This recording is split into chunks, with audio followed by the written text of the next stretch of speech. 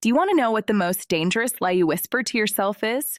The one you use to justify your obsessions, your jealousy, and your constant need for control. I love him. I'm so in love. I can't live without him, her. No, that is not true.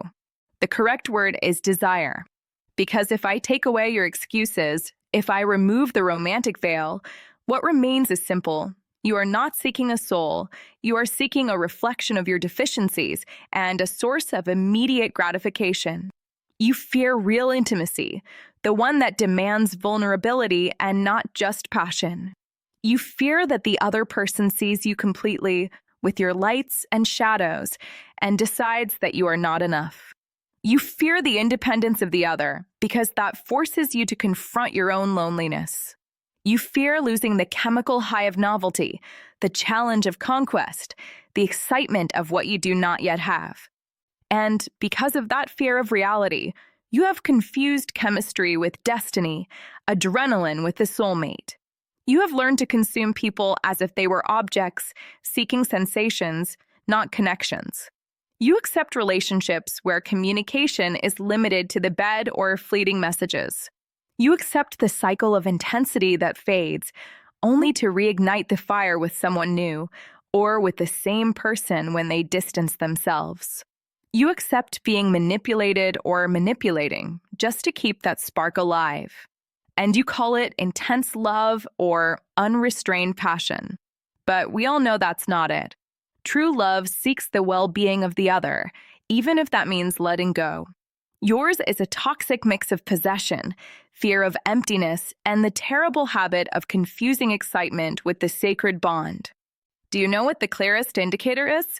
That you are more terrified of monotony, the routine of forever, than the idea of truly building something profound. Because you have become accustomed to the emotional roller coaster, to fleeing from the commitment that requires looking into the soul and not just the body, to not celebrating mutual achievements unless there is a drama or a conquest behind them. That is the exact point where your love turns into your most destructive addiction. You are loyal to the intensity of novelty, not to the depth of the person. And you know it. You have felt it. That constant pang of dissatisfaction, even at the peak of passion, when you silently ask yourself, is this all? Why do I still feel like something is missing? But you return to seeking the next high, because the next conquest seems easier than building the real at first. Until one day you wake up and realize you have been searching in the bodies of others for what you can only find in your own soul.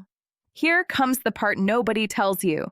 When you finally cut that addiction, not out of anger, but from brutal honesty with yourself, something brutal happens. You feel boredom. You feel emptiness. You feel that life has lost its spark. And that emptiness is not lack.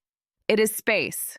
Space for true love to enter, the kind built on foundations, not fireworks. Space for you to love without possessing, to desire without consuming. But that space only appears when you dare to do what you have been avoiding for years. Understand that love is not taken. It is cultivated, starting with yourself. I won't sugarcoat it. You will feel lonely. You will question everything. And you will lose that temporary spark that used to hook you so much. But more dangerous than feeling the emptiness is living a life full of passion that empties you inside, again and again. Ifallis male shuan comfortable. Excellent.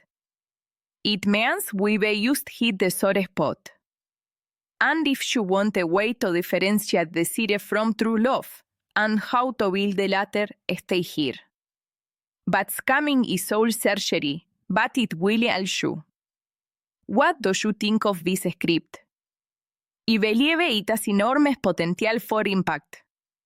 If you like it, let's go for the thumbnail and the description barra diagonal keywords for this.